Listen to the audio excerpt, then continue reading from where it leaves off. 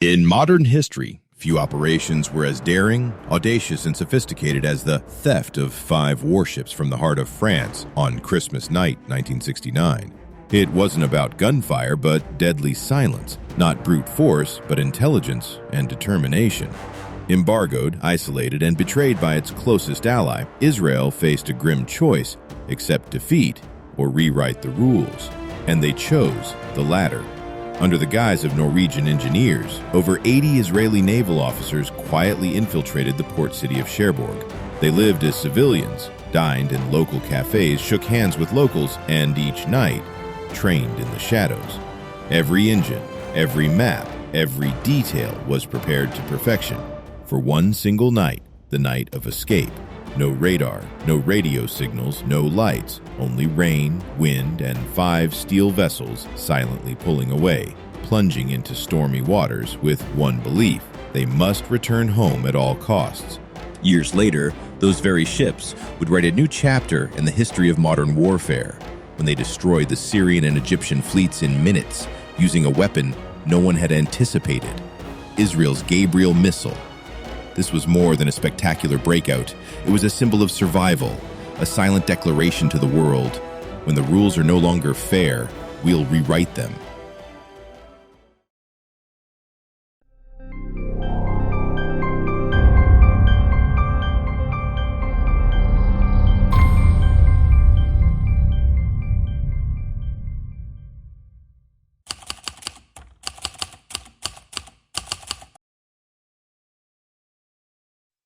To understand why Israel decided to steal 5 warships from its own ally, we must go back to the early 1960s, a time when the Middle East was boiling with tension. After the Six-Day War in 1967, Israel was hailed by the West as a modern-day David, a small nation that had defeated 3 Arab powers at once: Egypt, Syria, and Jordan.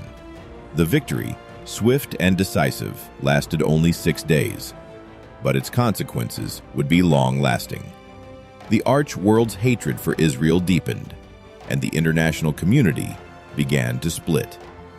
The Soviet Union immediately increased military aid to Arab states, especially Egypt and Syria. The United States, though sympathetic to Israel, still maintained a cautious distance. And France, Israel's closest ally for 2 decades, began to waver.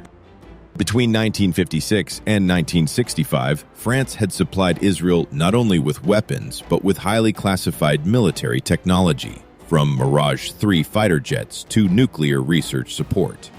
The Israeli Navy was almost entirely dependent on warships purchased from French shipyards, especially CMN in the port city of Cherbourg. In 1965, Israel signed a contract to build 12 fast attack missile boats at CMN.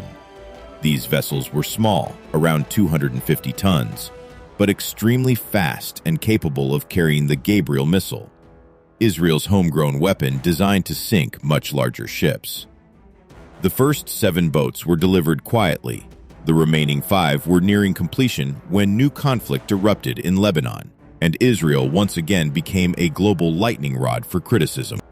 On December 26, 1968, 2 members of the Palestinian militant group PFLP, Popular Front for the Liberation of Palestine, launched a terrorist attack at Elinikon International Airport in Athens, Greece. Armed with automatic weapons, the gunmen opened fire on passengers boarding an El Al flight bound for Israel.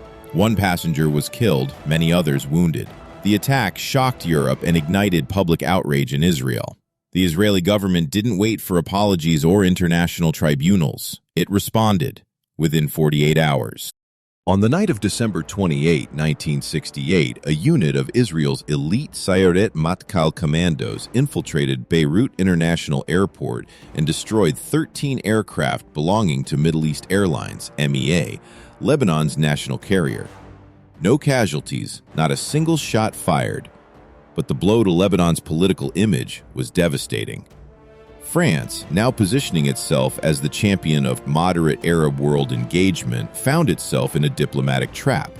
President Charles de Gaulle, already wary of Israel since its 1967 victory, reacted furiously.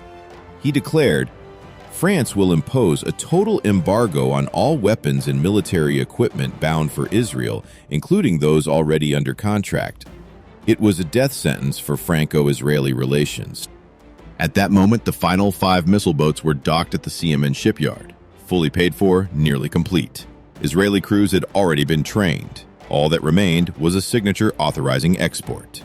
That signature would never come. Israel tried every diplomatic channel. The French Foreign Ministry stalled, evaded, and delayed.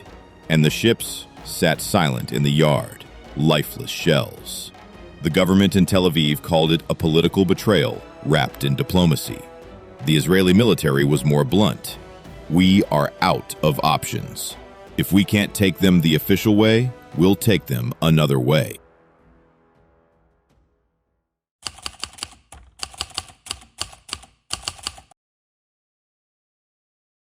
As the Israeli government sank into frustration and diplomatic deadlock, there was one man who refused to surrender. A quiet yet resolute figure, a man who understood that sometimes the law is just a mask. His name was Mordecai Makkah Limon. A former submarine officer, a veteran of Israel's 1948 War of Independence, Limon was no politician. He was a man of action, a warrior wearing the cloak of diplomacy.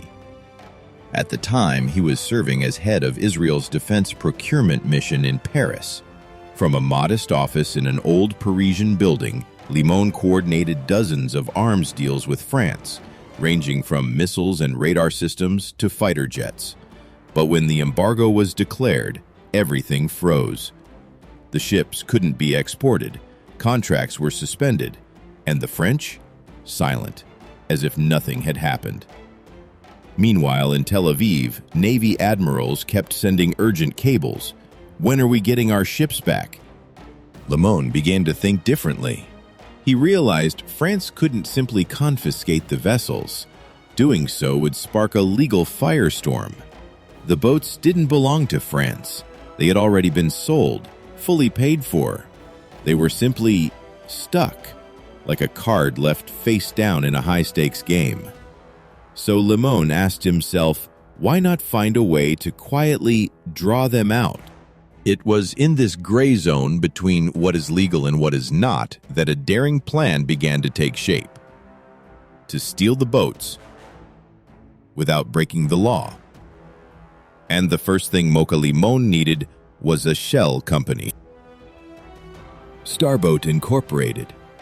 It sounded like just another anonymous maritime company, but in reality, it was a carefully constructed illusion built by Limon and a select group of intelligence officers. At the helm of Starboat was Benjamin Vered, one of the highest-ranking commanders within the Mossad. They registered the company in Panama, a haven for fictitious corporations. On paper, Starboat was a Norwegian maritime service provider specializing in offshore oil logistics. No ties to Israel, no Hebrew names, no reason to raise suspicion.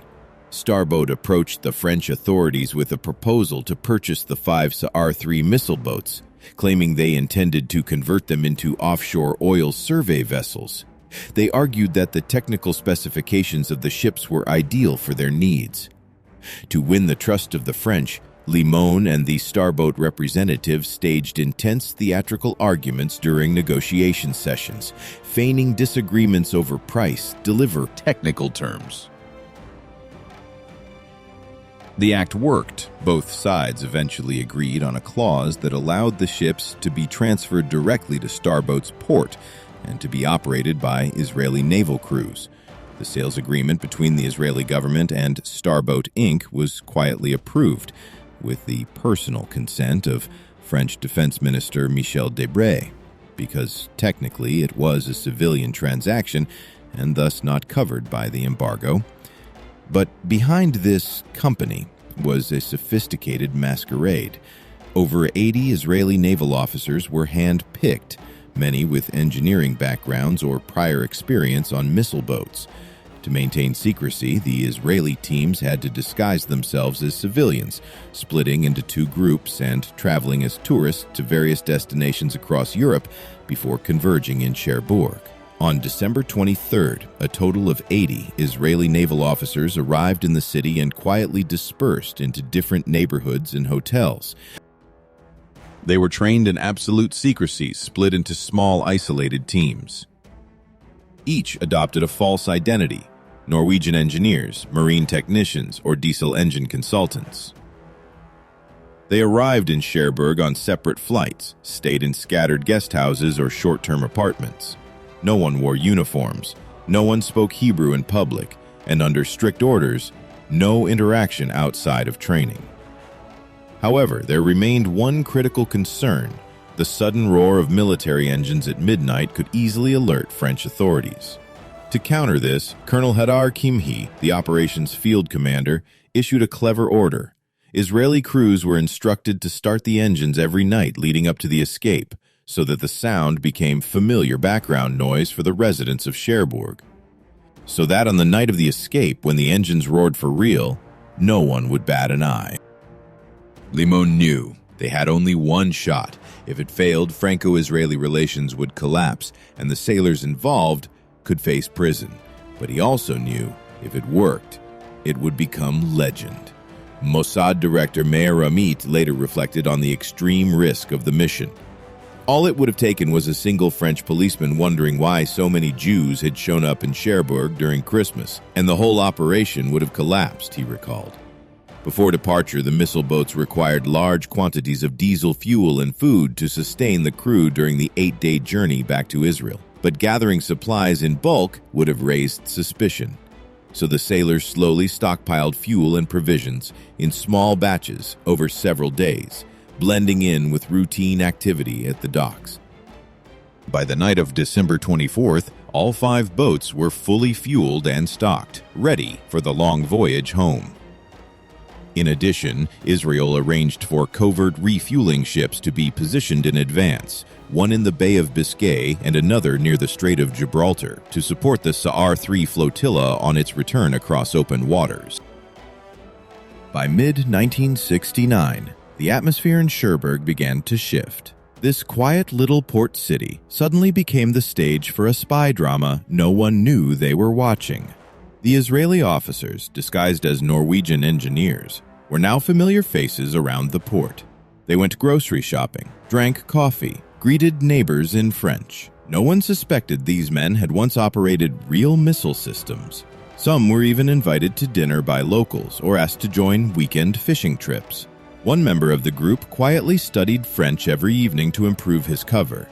Another kept a journal, recording every suspicious glance he received on the street. At night, they trained in silence. Each boat was tested for its electrical systems, radar, weapons, and engines. Startup drills and navigation exercises were done in complete darkness. No lights, no radio signals. From the outside, the ships looked like they were awaiting handover. On the inside, they were ready for battle. One night, an Israeli officer returned to his apartment and found the door slightly ajar. He froze for a moment, ready to draw a knife, but upon checking, it was just the wind. From that night on, they assigned rotating watches at all times. Once a French officer joked, "Do you Norwegians need missile training?" An Israeli smiled and replied in French, "We're just oil surveyors." They laughed on the way home, but inside they knew they had just danced on the edge of a cliff. Every passing day added to the tension. They didn't know when Paris might catch on, whether French intelligence was watching. One believed the cafe they frequented had a recording device hidden under the table. They all understood they were living a double-masked life. One wrong glance, one misplaced word, and the entire mission could collapse. They knew only one thing for certain. If they were to escape, they had to choose a single night. The perfect night. Wednesday, December 24, 1969. Christmas arrived. Cherbourg lit up with festive lights. Children sang carols. Adults raised glasses of wine. No one suspected that tonight, Israel would strike. Heavy rain. Gale force winds. Waves over 10 meters high offshore. A freezing night with winds that slice like blades. Perfect conditions for an escape, because no one in their right mind would go to sea in that weather. At 10 p.m., engines roared to life. The hum echoed through the harbor, blending with the wind and distant church bells. Crew members emerged from different directions, cloaked in rain, slipping through dark alleys toward the docks like shadows. On the surface, the ships appeared to be undergoing routine maintenance. Below deck, however, 80 Israeli reinforcement officers hid in the engine rooms and storage holds, silent, tense, waiting. One by one, small groups boarded the ships. No one spoke. Every footstep pounded in their chests. No heavy weapons, no escorts, only maps, encrypted radios, and a deep belief. They must make it to Haifa. On deck, rain poured relentlessly. An officer slipped, his hand nearly hitting the radar activation switch. A teammate grabbed him just in time. One small mistake could light up the radar and alert harbor control. Concern loomed over one specific danger, the notoriously rough waters of the Bay of Biscay. There were real fears that the missile boats, small and lightly built, could capsize in the stormy crossing. To counter this, the Israeli Navy assigned a dedicated meteorologist to the operation, tasked with monitoring every weather broadcast from Britain, France, and Spain, hour by hour. The fleet had been scheduled to depart at 8:30 p.m., but worsening weather caused multiple delays. Wind howled through the harbor, rain slashed sideways across the decks. Orders from Israel came in. Proceed with the mission, regardless of conditions. But Colonel Hadar Kimi, the on-site commander, held firm. He refused to gamble the mission and the lives of his men on unstable seas. Then, around midnight, the meteorologist picked up a promising British forecast. The storm was expected to weaken within 2 hours. Kimhi made the call. At exactly 2:30 a.m., December 25th, under the cover of fading winds and relentless rain, the 5 missile boats slipped away from Cherbourg, quiet, focused, and bound for the open sea. Each ship left the dock, slowly gliding through wind and crashing waves. No lights, no harbor calls, no signals. The officers navigated using only skill and memory. Every inch of the waterway had been memorized. One silently recited prayers in the corner of the bridge. Another gripped the wheel, eyes locked on the dark. Some fishermen sleeping near the quay awoke, glancing through windows to see shadows drifting in the rain. They thought it was just another late-night engine test. A customs official spotted the ships from afar, hesitated to signal, then shook his head. They were sold legally. And so, 5 Israeli missile boats slipped out of Cherbourg, without a shot fired, without a single horn, only rain, wind, and 5 steel phantoms disappearing into the night, beginning a journey of no return.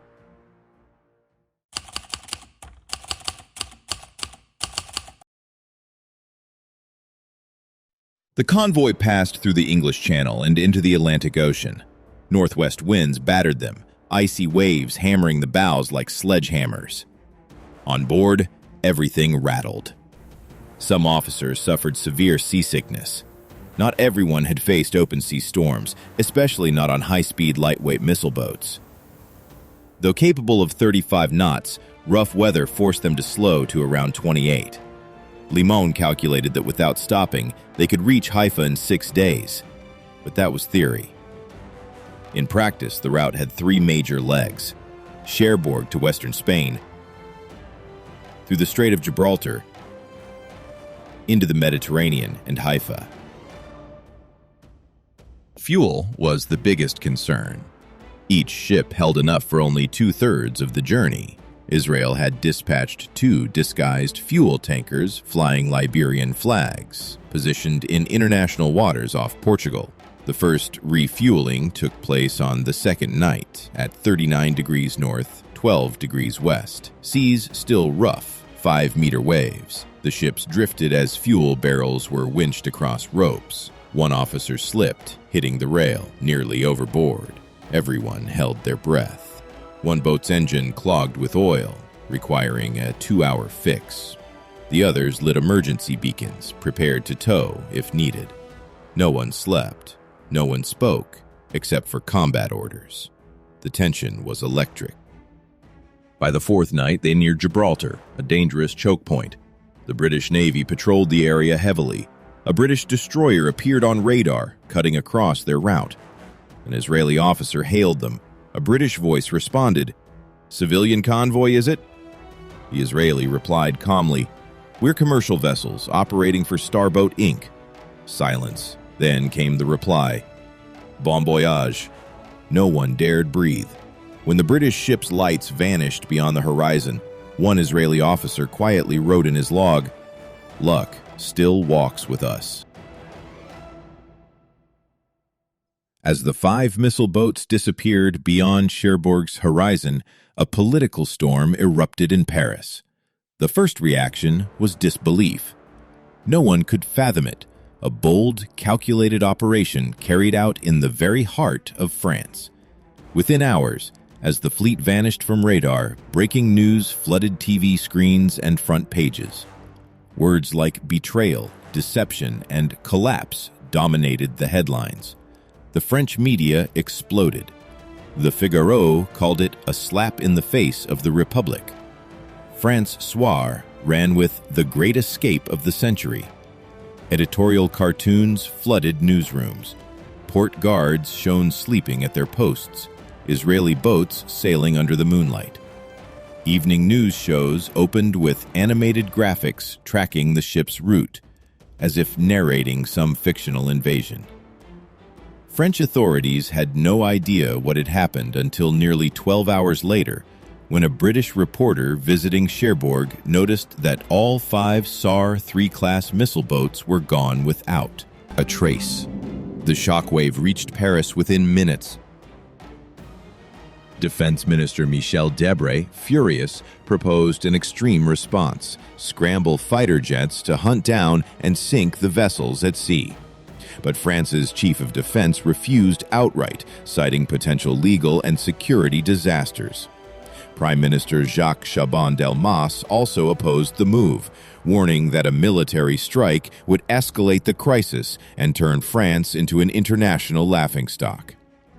In the end, despite their outrage, the French government had to accept a bitter truth. The ships were now in international waters, and there was nothing France could do. At the Élysée Palace, President Georges Pompidou convened an emergency meeting that same night. The defense minister proposed harsh retaliation, close the Israeli embassy, detain remaining technicians, even call for NATO intervention. But each proposal was shot down. France could not afford to go to war with Israel, not when the boats had technically been sold legally. A full-scale diplomatic clash could spiral into economic backlash and would shatter France's standing as a neutral broker in the Arab world. Outrage spread across the Middle East. Egypt, Syria, and Iraq condemned France in unison. These nations had trusted France to maintain a balanced stance. Now they felt betrayed. French ambassadors in Arab capitals scrambled to contain the fallout. Arab newspapers screamed headlines like, "France, the accomplice in Israel's escape." Back home, the French opposition parties attacked the government relentlessly. The Ministry of Defense was grilled in Parliament. The DGSE, France's intelligence agency, was blamed for its surveillance failure. An internal investigation was launched, but with no actual breach of law, it hit a dead end. Small protests broke out in Cherbourg and Marseille, demanding someone be held accountable for letting the ships slip away. Mordecai Limon was declared persona non grata and permanently expelled from France. A few French engineers who had worked with the Israelis were questioned, but none were charged, because, technically, no one had broken the law. All paperwork, contracts, and export procedures were legitimate. Some legal analysts even dubbed it the first lawful theft in modern history. In Cherbourg, locals were torn between anger and awe. A cafe owner recalled, "I saw them leave the dock. No fear in their eyes. Their faces were lit up, like they knew they'd make it." A fisherman added, "We thought it was just another engine test, but they were really leaving."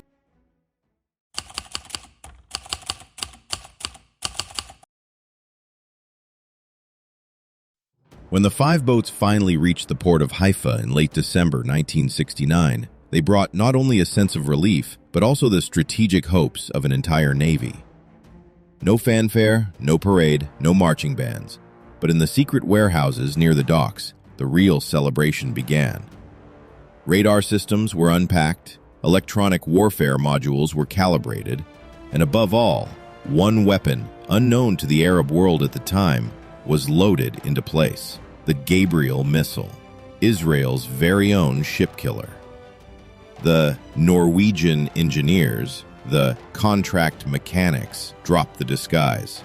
The sailors who had once posed as maritime technicians in Cherbourg now returned to their true form: warriors.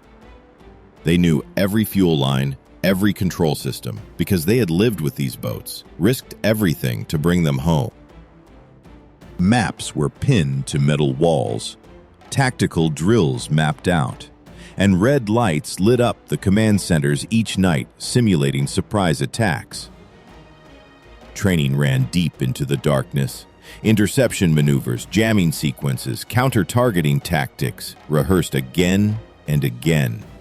They weren't just learning how to steer a ship. They were mastering how to control the sea. 4 years later, 1973, when the Yom Kippur War broke out, these boats were no longer silent symbols. They became the backbone of the Israeli Navy. On the night of October 7th off the coast of Latakia, a Sa'ar 3 class missile boat led a small flotilla against the Syrian Navy. Ambushed by Osa-class vessels armed with long-range Styx missiles, the Israeli officers did not retreat. Their radar locked on. ECM systems engaged. A flurry of decoy flares was launched, confusing the incoming missiles. In the chaos, the Israeli boats fired back with Gabriel missiles. Not a single one missed. Within 15 minutes, 3 Syrian ships were destroyed. One sailor shouted on the radio, "We sank them! We did it!" But inside the command deck, silence. Not from fear, but disbelief. They had just made history, a lightning victory. But it wasn't over yet. Farther south, near Damietta off the Egyptian coast, the Sa'ar boats struck again. Under cover of night and choppy waves, they moved dangerously close to Egyptian waters. No one expected such small ships to pack such a punch. In a single attack run, one Egyptian destroyer exploded. Radio chatter from the Egyptian side fell silent, then turned to panic. The remaining ships turned back before they could even fire. The world was stunned. NATO naval academies immediately reviewed their doctrine. Gone were the days of lumbering warships. Gone were the massive fleets of the past. A new age had arrived. Naval warfare ruled by speed, technology, and intelligence. In Israel, the Cherbourg Operation was no longer seen as just a loophole in an arms embargo. It became a national legend. At naval academies, cadets studied it as part of the strategic curriculum. In museums, scale models of the Sa'ar boats stood beside maps of their transatlantic journey, testaments to a time when defiance was survival. Some families of the sailors had kept silent for years, sworn to secrecy. When names were finally revealed, whole neighborhoods celebrated.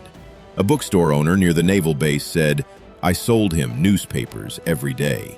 I never knew he was a hero." Because in Israel, heroes don't boast. They do what needs to be done and walk on. Politically, the message was icy but clear. When the world turns its back, when allies remain silent, national will is the only way forward. In the years that followed, Israel launched a massive internal defense industry buildup. No more dependence on France, no waiting for U.S. approval. They designed, built, and later exported their own weapons. Rafale, Elbit, IAI, names that would one day become legends, all trace their roots to that single lesson in 1969. But more than any missile or machine, what the operation left behind was a mindset. No waiting for permission, no applause expected, no fanfare needed. Only one mission: do what's right for the survival of your people. And if this whole story had to be summed up in a single line, when the rules are no longer fair, rewrite them. Thank you for watching. If you enjoyed this story, feel free to subscribe, turn on notifications, and share this video with others. See you in the next mission.